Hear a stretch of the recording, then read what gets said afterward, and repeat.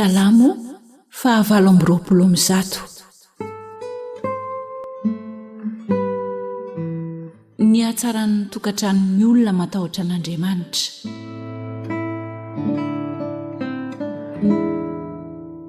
Sambatra izay rehetra matahotra an'i Jehovah dia izay mandeha amin'ny lalany, fa hohaninao tokoa ny asan'ny tananao, sambatra sady ambinina ianao.